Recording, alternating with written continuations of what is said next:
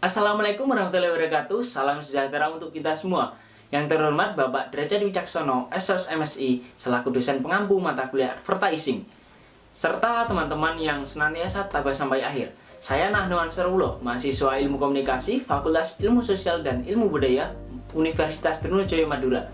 Di sini saya dan kelompok saya akan menyampaikan materi Kapitas Selecta Perilaku Konsumen. Langsung saja kepada pembahasan agar meningkatkan efisiensi waktu serta hemat kuota. Pengertian perilaku konsumen. Loudon dan Della Vista pada tahun 1988 ia menafsirkan bahwasannya perilaku konsumen adalah sebuah proses pengambilan keputusan dan kegiatan fisik yang dilakukan oleh individu-individu dalam mengevaluasi, memperoleh, menggunakan, atau menghabiskan barang dan juga jasa. Darmesta dan Hani Handoko pada tahun 1997 yang menafsirkan bahwasannya perilaku konsumen adalah kegiatan-kegiatan individu yang secara langsung terikat dalam mendapatkan dan menggunakan barang-barang dan juga jasa-jasa, termasuk di dalamnya proses pengambilan keputusan pada persiapan dan juga penentuan kegiatan tersebut. Tujuan perilaku konsumen. Amirullah pada tahun 2002 yang menyebutkan studi tentang perilaku konsumen dipelajari karena dua alasan utama. Yang pertama, perilaku konsumen penting dalam kehidupan sehari-hari. Yang kedua adalah perilaku konsumen penting dalam pengambilan keputusan. Yang pertama, perilaku konsumen penting dalam kehidupan sehari-hari. Kalau saja setiap konsumen memiliki perilaku yang konstan, mungkin kajian tentang perilaku konsumen tidaklah begitu penting. Tetapi mengingat konsumen selalu berinteraksi dengan lingkungannya, maka secara otomatis perilaku itu akan berubah-ubah, bahkan dalam hitungan hari. Perilaku konsumen di sini penting untuk memahami mengapa dan juga apa saja yang mempengaruhi perubahan perilaku konsumen. Yang kedua adalah perilaku konsumen penting dalam pengambilan keputusan. Setiap keputusan yang diambil oleh konsumen pasti memiliki alasan-alasan tertentu, baik secara langsung maupun tidak langsung. Dari kedua pengertian ini dapat disimpulkan bahwasannya perilaku konsumen adalah tindakan langsung yang terlibat dalam mendapatkan, mengkonsumsi, menghabiskan produk dan juga jasa, termasuk proses keputusan dalam melakukan suatu pembelian. Proses pengambilan keputusan konsumen sangat terkait dengan masalah kejiwaan dan juga faktor eksternal. Dengan memahami perilaku konsumen, pemasar akan mudah untuk menggambarkan bagaimana proses pengambilan keputusan yang akan dibuat. Menyambung pembahasan yang telah dibahas oleh Nahnu mengenai pengertian serta tujuan perilaku konsumen, di sini saya akan menjelaskan tentang manfaat perilaku konsumen, jenis-jenis perilaku konsumen, serta kategori konsumen. Yang pertama, yaitu manfaat perilaku konsumen. Menurut Sutisna, pada tahun 2002, perilaku konsumen bermanfaat untuk membantu para manajer dalam mengambilkan keputusan.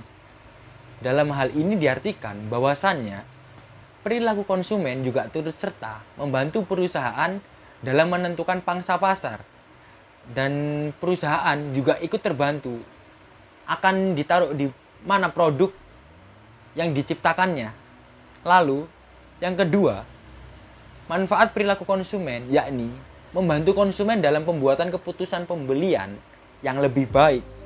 Dalam hal ini berarti bahwa perilaku konsumen itu sendiri juga turut serta membantu para konsumen dalam pembelian barang. Karena tadi perilaku konsumen juga telah membantu perusahaan menetapkan pangsa pasar, maka di pangsa pasar tertentu itulah produk-produk juga banyak. Dan disinilah konsumen bebas memilih ingin menggunakan produk seperti apa sesuai dengan kebutuhan konsumen itu sendiri. Yang kedua, jenis-jenis perilaku konsumen. Jenis-jenis perilaku konsumen bisa dibedakan menjadi dua jenis, yaitu konsumen irasional dan konsumen rasional. Yang pertama kita masuk ke dalam konsumen rasional terlebih dahulu.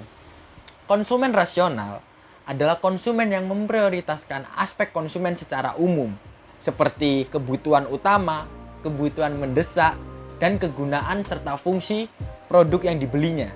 Selanjutnya, ciri-ciri konsumen rasional. Ciri-ciri konsumen rasional salah satunya adalah membeli suatu produk berdasarkan kebutuhannya, bukan berdasarkan keinginan konsumen tersebut.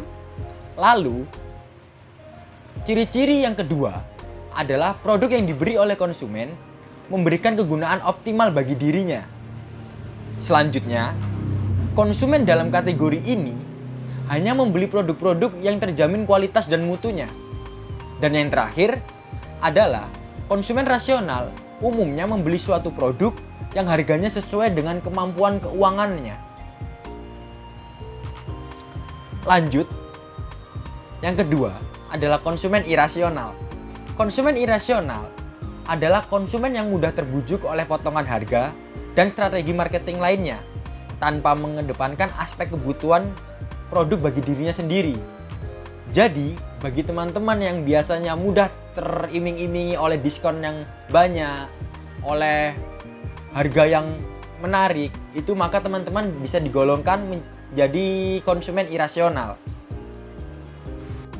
Selanjutnya, ciri-ciri konsumen irasional. Konsumen irasional pada dasarnya sangat mudah dipengaruhi oleh iklan dan promosi di berbagai media, baik di media cetak maupun media elektronik. Lalu, konsumen irasional biasanya itu cenderung memilih barang berdasarkan popularitas merek, bukan berdasarkan kegunaannya. Dan yang terakhir, biasanya konsumen pada jenis ini itu cenderung membeli barang karena prestige atau gengsi dari barang tersebut, bukan berdasarkan kebutuhannya. Dan yang terakhir, saya akan menjelaskan tentang kategori konsumen. Kategori konsumen dibagi menjadi 4 kategori, yaitu yang pertama status conscious, convenience conscious, function conscious, serta budget conscious. Masuk ke dalam definisi yang pertama, yaitu status conscious.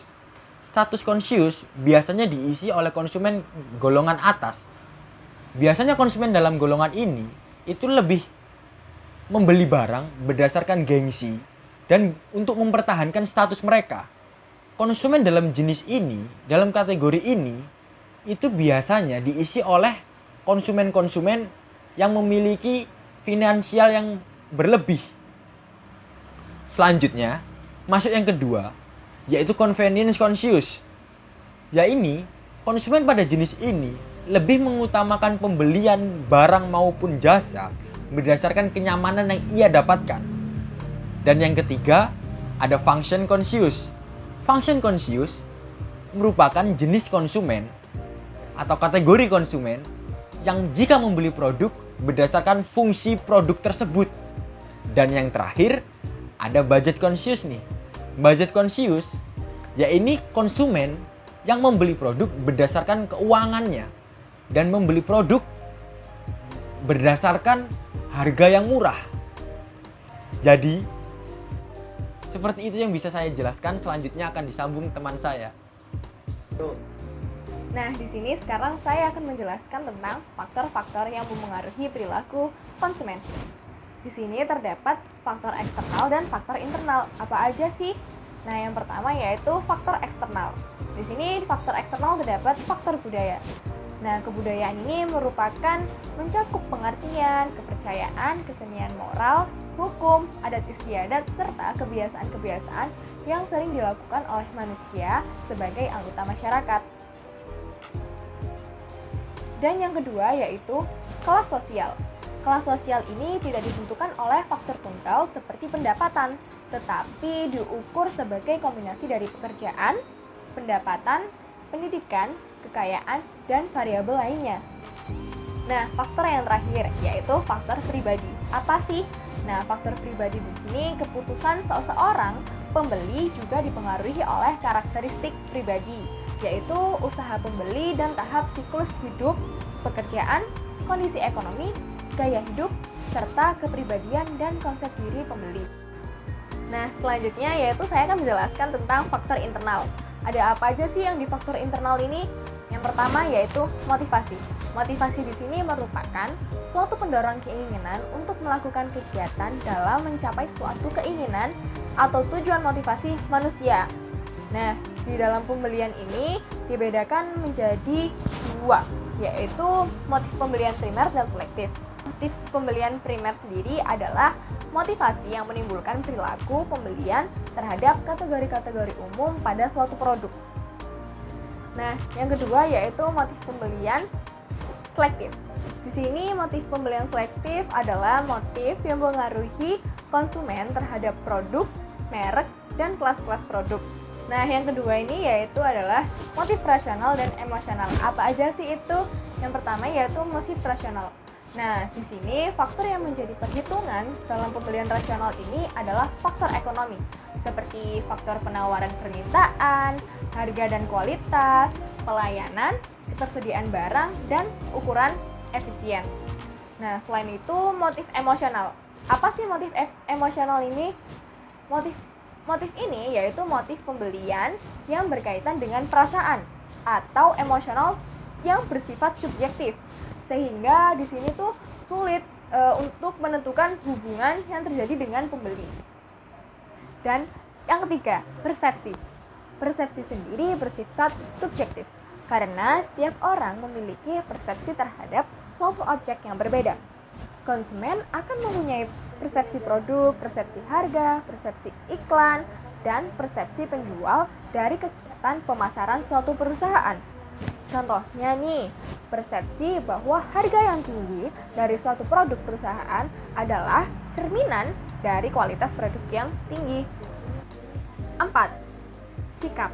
Sikap ini dilakukan konsumen berdasarkan pandangannya terhadap produk dan proses belajar dari pengalaman ataupun dari yang lainnya.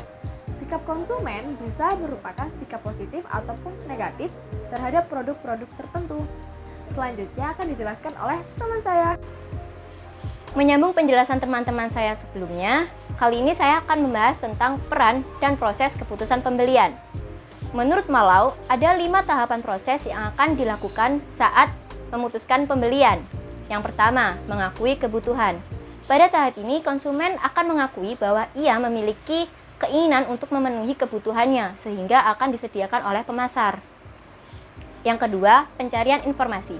Dalam pencarian informasi, telah terbangun yang namanya brand awareness, di mana para konsumen memiliki awareness terhadap merek-merek terkait barang yang dibutuhkan, termasuk dengan informasi-informasi terkait fitur, harga, dan lain sebagainya.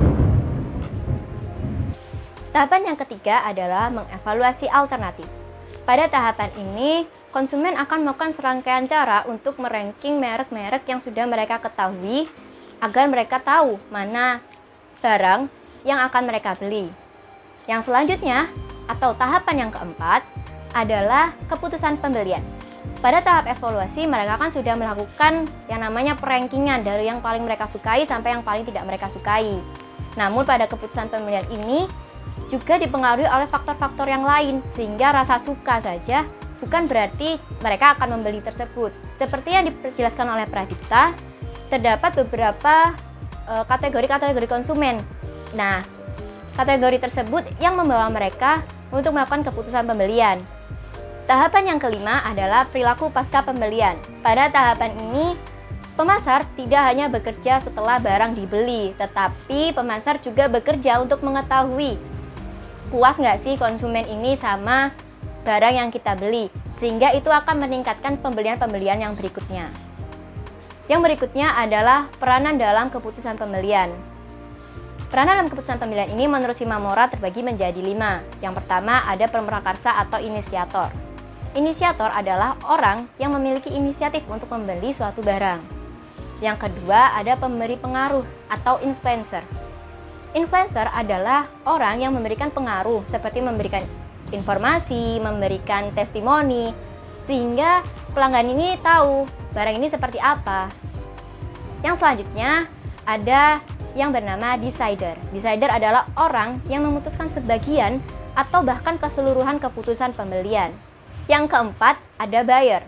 Buyer adalah orang yang benar-benar melakukan transaksi sesungguhnya dengan pemasar. Dan yang terakhir ada user atau pemakai. User adalah orang yang menggunakan barang atau jasa yang sudah dibeli.